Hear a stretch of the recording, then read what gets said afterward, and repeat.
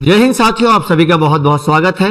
और जैसा कि आपको पता होगा कि 1 जुलाई 2024 से जो है एसएससी सीएचएसएल का एग्जाम जो है वो स्टार्ट हो गया है। पहले दिन की अगर हम बात करें तो 4 शिफ्ट में आपके एग्जाम हुए और प्रत्येक शिफ्ट के सवालों को जो हम लोग एनालिसिस करेंगे। और क्वेश्चन के अगर लेवल की हम बात करें तो पहले शिफ्ट में जो क्वेश्चन दिए गए हैं उसको आप ज्यादा बहुत हाई लेवल भी नहीं कह सकते हैं और बहुत इजी भी नहीं कह सकते हैं। देखा जाए तो मॉडरेट से थोड़ा सा जो है क्वेश्चन का लेवल इजी रहा होगा। क्वेश्चन में कुछ सवाल जो है वो थोड़े कैलकुलेटिव भी हैं। तो आइए बिना देरी के हम लोग एक एक करके सवालों को देखते हैं। और मेरे दोस्त क्वेश्चन को जो है हमने टाइप नहीं कराया है, ठीक है, तो थोड़ा सा जो है आप लोग एडजस्ट कर लीजिएगा, गौर कीजिएगा। सबसे पहले सवाल में क्या कहा गया है, ये आपके क्वेश्चन ट्रिगोनोमेट्री का है। त्रिभुज एबीसी में कोण बी जो है वो 90 डिग्री है तथा कॉसेक ए का जो मान है वो 2√2 है। तो आपसे कहा गया कि sine A into cos C plus cos A into sine C का मान बताना है कितना होगा, ठीक है ना। तो यहां पे हमने एक ट्रायंगल ले लिया, इसको नाम देते हैं एबीसी, ठीक है।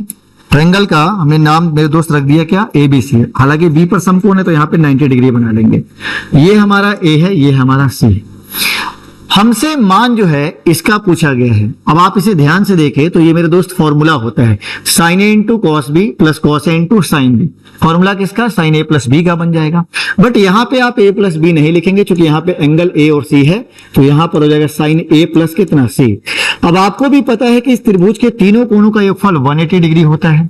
बी बेचारा अकेले 90 लेके बैठा है, तो इन दोनों कोणों के योगफल कितना हो जाएगा, 90 हो जाएगा। तो a प्लस सी का मान मेरे दोस्त 90 डाल देंगे और साइन 90 का मान 1 हो जाएगा। यही हमारा क्या हो जाएगा, आंसर। और आप कहेंगे इसका क्या करेंगे, तो मेरे दोस्त इसका कुछ नहीं करेंगे, हमारा काम जो है इतना ही से बनेगा, ठीक है।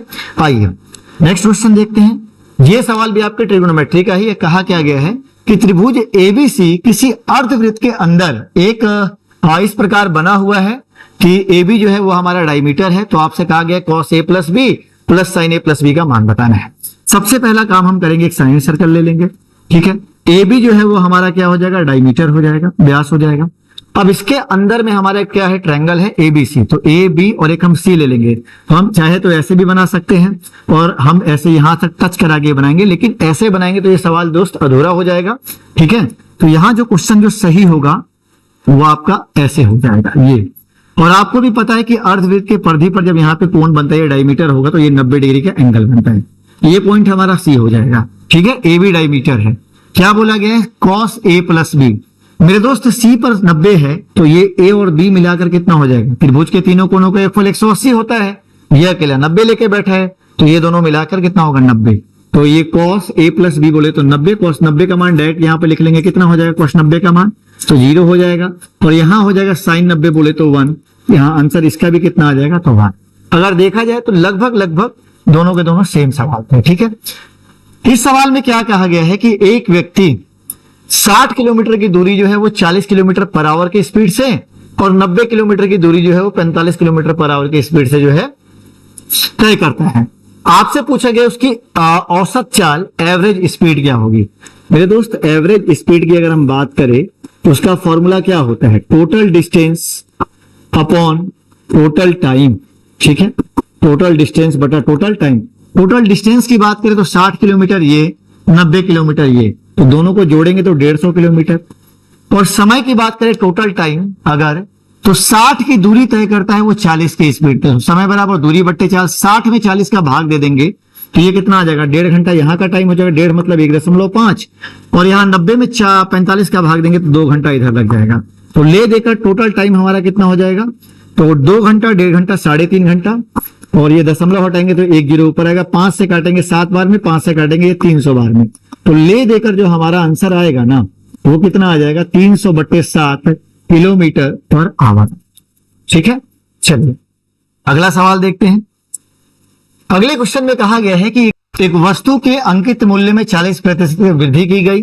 दुकानदार वस्तु की बिक्री पर कितने प्रतिशत का डिस्काउंट दे दे ताकि वो इसे जो है ओरिजिनल जो उसका मार्केट प्राइस था उस पर सामान को बेच सके, ठीक है ना। गौर करेंगे, कहा क्या गया है कि दुकानदार ने किया क्या कि जितना भी उसका मार्केट का प्राइस था उस पर 40% की उसने क्या कर दी, वृद्धि कर दी। मान के चलते कि भाई 100 रुपए का सामान था, ठीक है, 100 रुपए का जो है वो हमारा सामान। अब दुकानदार ने क्या किया, इसका रेट बढ़ा दिया 40%, मतलब 140 का कर दिया, ठीक है।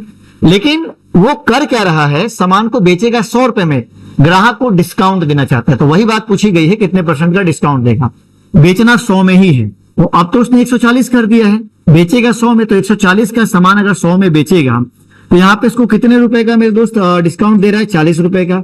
और कितने के सामान पर दे रहा है, तो 140 के। प्रतिशत में लाने के लिए 100% से गुना कर देंगे। यहाँ पे 1 जीरो से 0 कट जाएगा, 2 से काटेंगे 7 बार में, 2 से काटेंगे 2 बार में, 2 में 100 का गुना देंगे, ये हो जाएगा 200, और बट्टा दोस्त कितना हो जाएगा, 7 हो जाएगा। भाग देंगे 7 दूना 14, 7 8 56, लगभग जो है 28.56% का ग्राहक को वो डिस्काउंट। ठीक है, तो क्वेश्चन बहुत ज्यादा भी टफ नहीं थे। अगला सवाल देखते हैं। एक व्यक्ति के वेतन में 50% की वृद्धि की गई और बाद में 50% की जो है कमी कर दी गई। तो पूछा है कि ऑल ओवर जो है उसके आय में कितने % का वृद्धि हुआ है या कितने % का कमी हुआ है। मेरे दोस्त ऐसे सवालों में जो है ना कि सेम % की वृद्धि की जाए और सेम % की कमी की जाए, तो ऐसे सवाल में हमेशा जो है कमी होती है। और कितने की होती है, तो याद रखिएगा, लाभ हानि का बड़ा मशहूर सा ये टाइप है, x² अपॉन 100 की हमेशा कमी होती है। x क्या है, तो कितना % जो मान दिया गया है, तो -50 बट्टा में 100, और बट्टा कितना 50 का स्क्वायर बट्टा कितना 100 हो जाएगा, 2500 बट्टा 100 काटेंगे तो कितना हो जाएगा, -25%। माइनस ये बता रहा है कि लॉस हुआ है, हमें कमी हुई है, तो 25% की ऑल ओवर जो है वो कमी हो जाएगी। अगला सवाल कहा गया है कि एक संख्या जो है इतनी है और 9 से विभाज्य है, ये कंप्लीट 9 से पूरा कट रहा है, तो पूछा है find the value of x। x का मान आपको बताना है कितना होगा। मेरे दोस्त कोई भी संख्या अगर 9 से पूरा तभी कटती है वो जब, और उसके प्रत्येक अंक को हम जोड़ेंगे और वो कंप्लीट जो है 9 से कट जाएगी, मतलब वो पूरी की पूरी संख्या 9 से कट जाएगी, तो उसके प्रत्येक अंक को जोड़ें आप, कितना हो जाएगा, तो 6 2 12, 6 और 2 8, 8 5 13, 13 7 कितना 20 हो जाएगा। अब x का मान हम क्या रखेंगे, तो 9 से कट जाएगा, तो x का मान यहाँ पे इन सबको जोड़ने पर 20 आया है, यहाँ पे 7 डाल देते हैं, तो 20 7 27 जो कि 9 से पूरा कट जाएगा, तो x की जो वैल्यू होगी वो हमारी कितनी हो जाएगी, 7 हो जाएगी। ठीक है ना। चलिए नेक्स्ट क्वेश्चन देखते हैं। बोला गया है कि रेखा x + y = 5 है, x - y = 3 है। तो आपसे पूछा गया कि उभयनिष्ठ बिंदु से होकर जो है मतलब उभयनिष्ठ बिंदु आपसे पूछा गया है कि वो कौन सा होगा। मेरे दोस्त ये क्वेश्चन आपके कोऑर्डिनेट ज्योमेट्री का है, और उभयनिष्ठ कॉमन पॉइंट की अगर हम बात करें, इसे ध्यान दीजिएगा। मान लीजिए इस वाली लाइन का जो है ग्राफ कुछ ऐसे जाएगा, इसका मान लीजिए ग्राफ कुछ ऐसे जाएगा, तो कॉमन पॉइंट का मतलब जहां पर दोनों एक दूसरे को कटे, और जब भी ये कटने वाली बात हो ना, तो वहां पर दोनों को कैलकुलेट करके हल करके आप x y का मान निकाल लें। अब x + y = 5 दिया है, x - y = कितना 3, दोनों को जोड़ दीजिए, y से y कटेगा, 2x बराबर कितना हो जाएगा 8 होगा, तो x बराबर कितना हो जाएगा 4। x का मान यहाँ 4 डालेंगे भेजेंगे, तो y का मान कितना आ जाएगा 1। तो आपसे वो पॉइंट पूछा था, तो पॉइंट हमारा कितना हो जाएगा 4,1 हो जाएगा हमारा। ठीक है ना। चलिए अगला सवाल। अब ये सवाल जो है आपके परसेंटेज का क्वेश्चन है, थोड़ा सा कैलकुलेटिव है। कहा क्या गया है, ध्यान से सुनिएगा। एक शहर की जनसंख्या में पहले वर्ष 12% तथा दूसरे वर्ष जो है 15% की वृद्धि होती है। यदि शहर की वर्तमान जनसंख्या जो है 12,88,000 हो, तो आपसे पूछा गया है 2 वर्ष पहले शहर की जनसंख्या कितनी थी। ठीक है, आप चाहे तो इसको रेशियो मेथड से भी बना सकते हैं, या आप इसमें सीरीज भी लगा सकते हैं। ठीक है, चलिए हम लोग रेशियो मेथड यूज करते हैं। गौर करेंगे, पहले 12% की वृद्धि हुई है, तो मान के चलते ये हमारी ओल्ड हो गई, ठीक है, और ये हमारी न्यू हो गई बढ़ने के बाद में। तो पहले जनसंख्या हमारी 100 थी, 12% बढ़ी है, मतलब 112 हो गई। तो उसके बाद अगले साल दोस्त क्या हुआ, ये पहले साल का केस है, दूसरे साल में क्या हुआ 15% बढ़ा, मतलब 100 से कितना 115 हो गया। अब गौर कीजिए, गुना करेंगे तो ये कितना हो जाएगा, 1 पर 4 जीरो हो जाएगा। अब इसको आप गुना मत कीजिए, इसको ऐसे चुपचाप लिख देते हैं, 112 इंटू कितना हो जाएगा 115 हो जाएगा। क्वेश्चन में मेरे दोस्त दिया गया है कि वर्तमान में जो जनसंख्या है वो हमारी कितनी है, 12,88,000 है। तो ये 12,88,000 जो है वो वर्तमान में, तो वर्तमान में नई वाली जनसंख्या कितना है, इतना का मान हो जाएगा। इतना का मान मतलब 112 इंटू 115। मेरे दोस्त जितना का मान होता है ना उससे भाग दे देते हैं। ठीक है, और निकालना क्या है 2 साल पहले, तो 2 साल पहले कितनी थी, इतनी थी, तो इससे मल्टीप्लाई कर देंगे। ठीक है, जिसका मान दिया जाता है उससे भाग दे देते हैं, और जितना का निकालना होता है उससे गुना कर देते हैं। यदि आप इसको काटेंगे ना, तो ये सब ले देकर जो है ये कट जाएगा, 100 बार में कंप्लीट कट जाएगा। ठीक है, आप देख लीजिएगा 100 बार में कंप्लीट कटेगा, तो ये कितना हो जाएगा, 1 पर उधर कितने 4 जीरो इधर है, 2 जीरो इधर हो जाएगा, मतलब ये कुल मिला के 10 लाख जो है 2 साल पहले जो है शहर की जनसंख्या थी। ठीक है ना। चलिए आइए अगले सवाल पर आते हैं। सवाल में कहा गया है कि यदि AB बराबर 20 सेंटीमीटर और CD बराबर 12 सेंटीमीटर, वृत्त के केंद्र की एक ही ओर स्थित दो समांतर जीवाएं हैं, उनके बीच की दूरी आपको बतानी है कितनी होगी यदि रेडियस ऑफ सर्कल जो है वो आपको दिया गया है 5√13। मेरे दोस्त ये आपका क्वेश्चन जो है ज्योमेट्री में सर्कल से है और बहुत टफ क्वेश्चन भी नहीं है, गौर कीजिएगा। क्या कहा गया है, सबसे पहले एक सर्कल लेने के लिए बोला गया, ठीक है। चलिए हमने सर्कल ले लिया, थोड़ा सा इसको और बड़ा कर लेते हैं ताकि आराम से समझ पाए, ठीक है। अब इस सर्कल में क्या है कि इसमें आपको दो जीवा लेनी है, तो एक जीवा हमने ये ले ली और एक ही तरफ लेना है तो एक जीवा हमने ये ले ली। ये जो आप जीवा देख रहे हैं इसकी लंबाई कितनी है, तो इसकी लंबाई 20 है और दूसरी जीवा की लंबाई कितनी है, 12 है। रेडियस की बात करें तो रेडियस सर्कल का दिया गया है और कितना दिया गया है, तो 5√13 दिया गया है। मेरे दोस्त हमको निकालना क्या है, तो इनके बीच का डिस्टेंस निकालना है, ठीक है। इनके बीच का डिस्टेंस निकालना है, दोनों की जीवा के बीच की दूरी कितनी होगी। अब यहां से हमने क्या किया, एक लंब ले लिया, ठीक है। अब आपको भी पता है कि वृत्त के केंद्र से जीवा पर डाला गया लंब जीवा को समविभाजित करता है।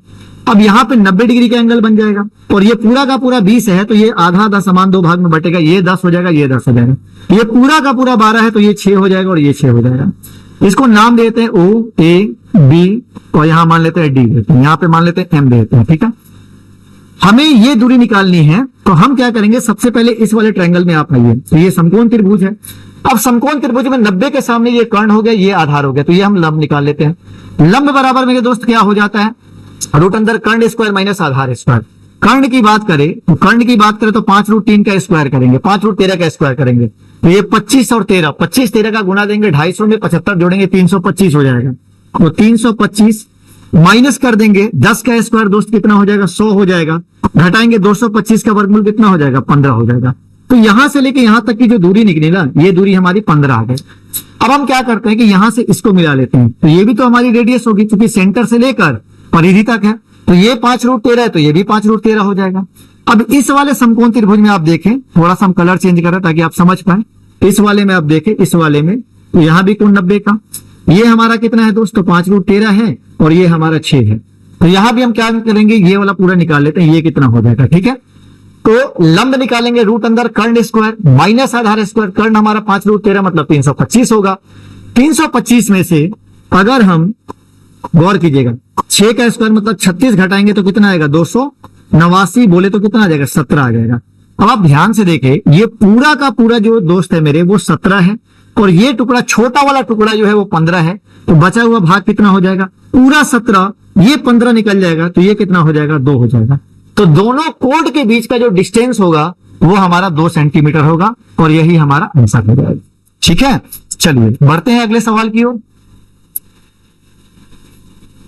ये बड़ा बेसिक सा सवाल पूछा गया है, कहा गया है कि 10% तथा 15% के समतुल्य छूट प्रतिशत आपको बताना है कितना होगा। मेरे दोस्त दो परसेंटेज दिए गए हैं, आप इसमें सक्सेसिव लगा लीजिए। और सक्सेसिव क्या होता है, A+B माइनस AB बट्टा 100, दोनों को जोड़ दीजिए तो 10 और प्लस कितना हो जाएगा, 15 है ना, तो 15 माइनस 10 इंटू 15 बट्टा कितना, 100 हो जाएगा, ठीक है।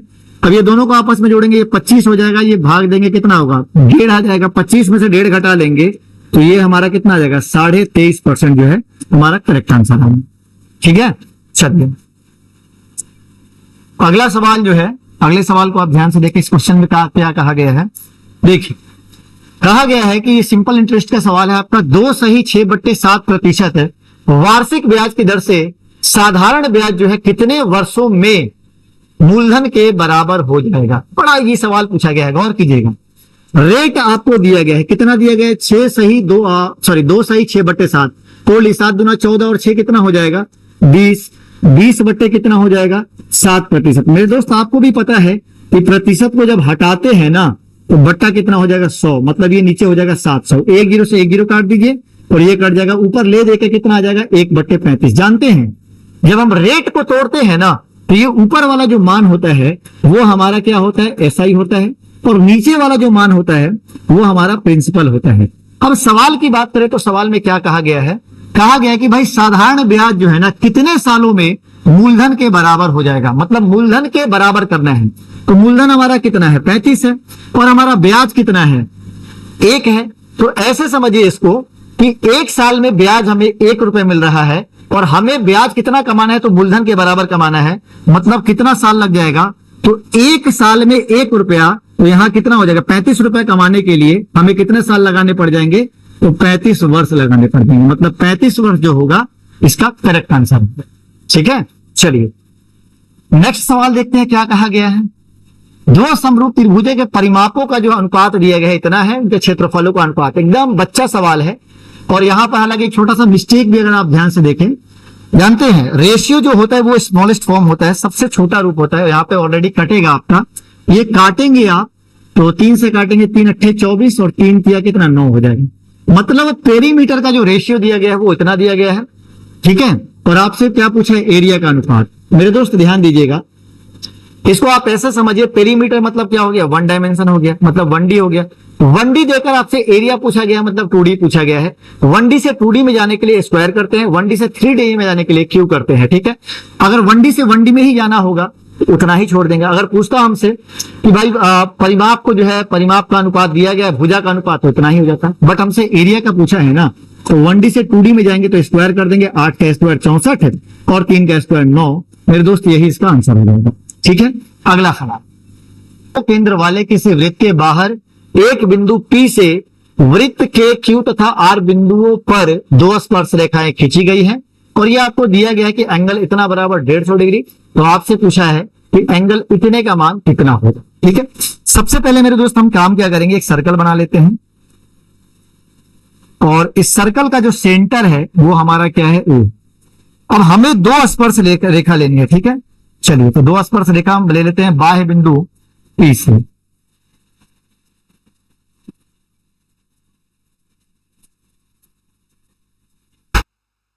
ठीक है, ये हमारा पॉइंट P हो गया। स्पर्श बिंदु जो है यहाँ पे Q है और दूसरा हमारा यहाँ पर क्या है, तो R। सवाल में कहा क्या गया है कि QPR 150, QPR ये वाला एंगल जो है वो हमें दिया गया है 150 डिग्री का, और पूछा गया RQP, RQP। अच्छा, R से सबसे पहले हमें Q पर जाना है और Q के बाद P, मतलब ये वाला एंगल आपसे पूरा का पूरा पूछा गया है। ये एंगल आपका कितना हो जाएगा, 90 डिग्री मत ठीक कर दिए, गलत हो जाएगा। 90 डिग्री कब होता है ना ये वाला एंगल, यहाँ पर जब ये सेंटर से रेडियस हम मतलब स्पर्श रेखा पर जब हम त्रिज्या डालेंगे तो वो त्रिज्या लंब होती है। मेरे दोस्त ये त्रिज्या नहीं है, तो यहाँ पे आप 90 डिग्री मत कर दीजिए, गलत हो जाएगा। ठीक है, अब सबसे आसान तरीका आपको बताते हैं। ये पूरा का पूरा त्रिभुज हो गया, त्रिभुज के तीनों कोणों का योगफल कितना होता है, 180 डिग्री होता है। आपको पता है कि बाह्य बिंदु से वृत्त पर स्पर्श रेखा खींचेंगे तो वृत्त के बाह्य बिंदु से स्पर्श रेखाओं की लंबाई आपस में क्या होती है, बराबर होती है। अब जब ये दोनों रेखा बराबर होगी तो इसके सामने के ये कोण भी बराबर होंगे। त्रिभुज के तीनों कोणों का योगफल 180 डिग्री, 150 हटा दीजिए, बचा 30, आधा आधा बांट दीजिए, ये भी 15 हो जाएगा और ये भी 15 हो जाएगा। पूछा था ये वाला कोण कितना होगा, तो 15 डिग्री हमारा करेक्ट है। ठीक है, आइए नेक्स्ट सवाल देखते हैं क्या कहा गया है। कह रहा है ए किसी कार्य को 10 दिन में और बी उसी कार्य को 40 दिन में। टाइम एंड वर्क का इससे आसान सवाल तो हो ही नहीं सकता है। ठीक है ना, 40 दिन में समाप्त कर सकता है, दोनों मिलकर उसी कार्य को कितने दिन में समाप्त करेंगे ये आपसे पूछा गया है। सिंपल है, आप चाहे तो इसको एलसीएम लेकर बना ले, या 2 लोग जब काम करते हैं तो उसके लिए ऑलरेडी फॉर्मूला होता है। क्या होता है, तो दोनों को गुणा कर दीजिए। एक बेचारा 10 दिन में सलटा रहा है और एक जो है 40 दिन में। ठीक है, दोनों को गुणा करके और दोनों के योगफल से भाग दे, 40 + 10, ये 400 होगा, ये 50 होगा। काटेंगे ना 4 को 50 से, तो 8 दिन में जो है दोनों मिलकर काम को खत्म कर देंगे। ठीक है, चलिए आगे बढ़िए। एक व्यक्ति अपनी मासिक आय का जो है 60% किराए पर और 20% जो है वो शिक्षा पर खर्च कर देता है। ठीक है, शेष का ध्यान दीजिएगा, बचे हुए का जो है 80% दान करने के बाद उसके पास जो है 20,000 रुपए जो है बचते हैं। तो आपसे पूछा गया उसका मासिक वेतन बताइए कितना होगा। आराम से इसमें जो है आप मेरे को सीरीज मेथड का इस्तेमाल कर लीजिए। ठीक है, ध्यान दीजिएगा, हम मान लेते हैं कि उसकी इनकम जो है टोटल वो कितनी है, एक्स है। 60% और 20% उसने हटा दिया किराए पर और एजुकेशन पर, तो 80% तो उसने ऑलरेडी साइड कर दिया। तो बचा कितने पास, उसके पास, तो उसके पास जो बचा वो केवल और केवल 20% बचा। 20% का मतलब ये हो गया, यहां पर हम ऐसे कह सकते हैं कि भाई बच जो गया उसके पास में वो बचा 20, अब बट्टा कितना 100 हो गया। ये इतना बचा हुआ है। अब इसमें से उसने क्या कर दिया, 80% का दान दे दिया। अब 80% निकल जाएगा तो अब कितना बचेगा, तो इतने का 20% हमारा बच जाएगा। और वो बचा हुआ अमाउंट जो है ना दोस्त, वो किसके बराबर है, तो वो दिया गया है 20,000 के क्या है, बराबर है। तो पूछा है उसकी इनकम बताइए कितनी होगी, मतलब एक्स का मान निकालना है। ठीक है, चलिए तो एक काम कीजिए, 20 से यहाँ पे काट दीजिए इसको, 20 से कम 20 से 1000 हो जाएगा। अब 1000 होगा तो 20 से काटेंगे तो ये कितनी बार में कट जाएगा, 50 बार में। ये 2 0 2 0 4 0 उठा के ऊपर फेंक दीजिए, तो एक्स बराबर कितना हो जाएगा, 50 पर 4 0 लगा दीजिए, तो मतलब उसकी इनकम जो हो जाएगी वो 5 लाख रुपए के बराबर है। ठीक है, चलिए आगे बढ़ते हैं और नेक्स्ट अगला सवाल देखते हैं क्या है।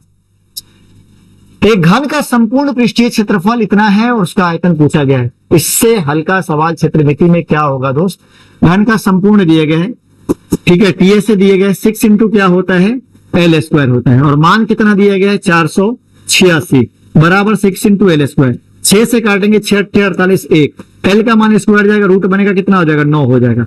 किनारा 9 हो गया, आयतन पूछा है, घन का आयतन होता है भुजा क्यू, भुजा क्यू मतलब 9 का क्यू, और 9 का क्यू दोस्त कितना हो जाता है 729 सेंटीमीटर क्यू, हमारा सही आंसर हो जाएगा। ठीक है, अब आगे बढ़िए।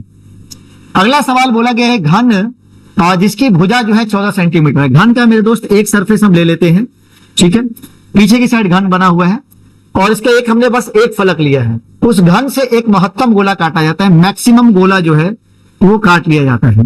ध्यान रहे कि इसकी भुजा दी गई थी कितने, 14। अब जितनी इसकी भुजा होगी उतना ही गोले का व्यास भी हो जाएगा, तो गोले का व्यास कितना हो जाएगा, 14 हो जाएगा। गोले का आयतन पूछा गया है, गोले का व्यास दोस्त 14 है, तो यहां से रेडियस कितनी हो जाएगी, 7 सेंटीमीटर हो जाएगी। अब की त्रिज्या 7 है तो आयतन निकाल देंगे 4/3 पाई आर क्यू, मतलब 22/7, और आर क्यू मतलब 7 इंटू 7 इंटू 7, 7 से 7 काटेंगे तो ये 22 का 88 और 7 7 49, बट्टा कितना हो जाएगा 7 9 8 72, गुना करेंगे 4312, देख लीजिएगा गुना करके 7 सेंटीमीटर क्यूब हमारा करेक्ट आंसर हो जाएगा। ये गुना आप करके देख लीजिएगा, ठीक है ना। चलिए आगे बढ़िए। अगला सवाल क्या बोला गया है, अच्छा सवाल है, देखिए दो गोले के व्यास का अनुपात जो है इतना है। आगे बढ़िए। बड़े गोले के 125 तथा छोटे गोले के जो है 27 टुकड़े किए गए हैं। तो बड़े जो 125 टुकड़े बन रहे हैं गोले के, प्रत्येक गोले का जो है 27 छोटे गोले से आपको अनुपात दिए गए 1:m। तो पूछा गया कि find the value of m। गौर कीजिएगा, व्यास का अनुपात दिया गया है, व्यास मतलब 1d, तो जितना व्यास का अनुपात होगा उतना ही रेडियस का अनुपात होगा। तो मेरे दोस्त अगर रेडियस की हम बात करें तो वो कितना हो जाएगा 1:4। अब इसका आयतन आप निकाल लीजिए, तो 1 का क्यूब और ये कितना हो जाएगा 4 का क्यूब हो जाएगा, ठीक है। अब आप कहेंगे इसका आयतन तो होता है गोले का भाई 4/3 पाई आर क्यूब। मेरे दोस्त रेशियो है 4/3 पाई इधर भी आएगा, 4/3 पाई उधर भी होगा, दोनों आपस में कट जाएगा, तो ले देकर ये आपका इतना हो जाएगा, ठीक है। अब यहाँ पे 1 हो जाएगा और यहाँ पे कितना 64 हो जाएगा। बोला गया है कि बड़े वाले का 125 टुकड़ा करना है, तो 1 में 64 है, बड़ा कौन है 64, तो इसके 125 टुकड़े, और जानते हैं छोटे वाले के 27 टुकड़े करने, 27 से भाग दे दीजिए। अब आगे बढ़िए, इसको नॉर्मल रेशियो को फॉर्मेट में लेके ही तो कोना कोनी गुना कर लीजिए, तो ये कितना हो जाएगा 125 हो जाएगा, और ये कितना हो जाएगा दोस्तों 64, और गुना कितना हो जाएगा 27 हो जाएगा, ठीक है। अब आपसे कहा गया कि रेशियो का जो मान दिया गया है ना वो 1:m दिया गया है, 1:m, मतलब इस साइड में हमें 1 रखना है और इस साइड में जो भी आएगा ना वो m का मान हो जाएगा। तो 1 रखने के लिए क्या करेंगे, दोनों तरफ हम 125 से क्या कर देंगे, भाग दे देंगे, तो ये 125 कट के इधर 1 हो जाएगा, और यहाँ पे गुना करेंगे तो 64 में 27 का गुना देंगे ना हम, तो ये 7 चौका 28, 7 छक्के 42 और 2 44, 7 दूना कितना 4 दूना 8, 6 दूना कितना हो जाएगा 12 हो जाएगा, 8 8 4 12, ये 1700 कितना हो जाएगा 28 हो जाएगा, ठीक है। 1/125 तुलना कर दीजिए, m ये 1 1 और m का वैल्यू कितना हो जाएगा 1728/125 हमारा सही है, ठीक है ना। चलिए आगे बढ़ते हैं। अगला सवाल जो आप देख रहे हैं ये आपके रेशियो का क्वेश्चन है, और ये जो आपका टाइप है वो कॉइंस वाला होगा, बैक पैसा वाला जो क्वेश्चन टाइप था हमारा उसका सवाल है। क्वेश्चन में कहा क्या गया है कि 90 रुपए वाले किसी बैग में 50 पैसे 25 पैसे और 10 पैसे के सिक्कों की संख्या जो है उनका रेशियो दिया गया है। तो आपसे पूछा है 25 पैसे के जो सिक्कों की संख्या होगी वो कितनी होगी, ठीक है। गौर करेंगे, एक तरफ हम अमाउंट ले लेते हैं और एक तरफ उनकी संख्या ले लेते हैं, मतलब नंबर ले लेते हैं, ठीक है। कौन कौन से सिक्के हैं मेरे दोस्तों, 50 पैसे के हैं, उसके अलावा कौन है तो 25 पैसे के सिक्के हैं, और उसके अलावा कितने हैं तो 10 पैसे के सिक्के हैं। मैं आपसे को 50 पैसे का जो संख्या का अनुपात दिया गया है वो 2 दिया गया है, उसके बाद कितना है 3 है, उसके बाद 5 है। ये सवाल थोड़ा सा कैलकुलेटिव है इसको इजी बनाने के लिए एक छोटा सा काम हम कर रहे हैं, ध्यान दीजिएगा। अमाउंट की बात करें कितना हो जाएगा, तो सब में एक एक जीरो लगा दीजिए। ऐसा करने से मेरे दोस्त कोई फर्क पड़ने वाला नहीं है, सब रेशियो में हमने लगाया, कट के फिर बात वही हो जाएगी, ठीक है। अब ऐसा करने से थोड़ा सा सवाल आपका कैलकुलेशन आसान हो जाएगा। अब ऐसे समझिए कि 50 पैसा ही का जो है ना 20 गो सिक्का है, तो ये रुपया कितना हो जाएगा। तो अगर 50 पैसा का 20 सिक्का आपको हम दे दे तो आप कहेंगे 10 रुपया हो जाएगा। कैसे निकला, तो इन दोनों को आपस में गुना कर दीजिए, 50 गुने 20, तो ये तो पैसा में हो जाएगा। 100 से भाग दे देंगे, रुपया में निकल जाएगा। काटेंगे तो ये कितना आ जाएगा, ये हमारा आ जाएगा 10 रुपया आ जाएगा, ठीक है। आगे बढ़िए, 25 पैसा का जो है ना मेरे दोस्त, अगर 30 को सिक्का आपको दे दे हम, और कितना रुपया हो जाएगा, तो ये हमारा कितना हो जाएगा, 7.5 रुपया हो जाएगा, ठीक है। और उसी प्रकार से अगर 10 रुपए का 50 सिक्का आपको दे दे हम, तो ये कितना हो जाएगा, 5 रुपया हो जाएगा। ध्यान दीजिएगा, ये सारा का सारा मान जो है ये आपका रेशियो में है। बट अगर एक्चुअल मान की हम बात करें तो टोटल रुपए हमारे पास है कितने, तो आप कहेंगे सर 90 रुपए हैं, टोटल रुपया 90। और टोटल इधर रेशियो में अगर रुपए की हम बात करें तो ये कितना होगा, 10, 5, 15, 7, 22, मतलब 22.5 रुपए जो है इधर रेशियो के रूप में आपको दिया गया है, ठीक है। हटा दीजिए जीरो, उसकी कोई आवश्यकता नहीं है। अब देखिए, जिसका मान दिया जाता है, ठीक है, उससे हम लोग भाग करते हैं, और जिसका भी निकालना है उससे गुणा करते हैं। क्या पूछा है, 25 पैसे के सिक्कों की संख्या, तो 25 पैसे यहां पर है, सिक्का का एगो है, 30 गो है, तो मल्टीप्लाई बाई 30 कर दीजिए। ये दशमलव हटाएंगे, यहां पर 1 जीरो बैठाइए, 25 से काटेंगे ना 9 बार में, और 25 से काटेंगे इसको आप, तो ये 12 बार में कटेगा। 9 से काटेंगे 10 बार में, और 10 से ये कितना हो जाएगा, तो 120। मतलब 25 पैसे के जो सिक्कों की संख्या होगी दोस्त, वो हमारे 120 सिक्के हो जाएंगे, ठीक है ना। तो कुल मिला के ये सवाल आपका खत्म हुआ। लगभग जो है 20 से 21 सवाल आपके सॉल्व हो गए। और मेरे दोस्त कुछ सवाल जो है वो नहीं उपलब्ध हो पाए, जैसे डीआई के सवाल जो है, तो खैर कोई बात नहीं, अगले पेपर का जो एनालिसिस होगा वो हम लोग अगले वीडियो में देखेंगे, ठीक है।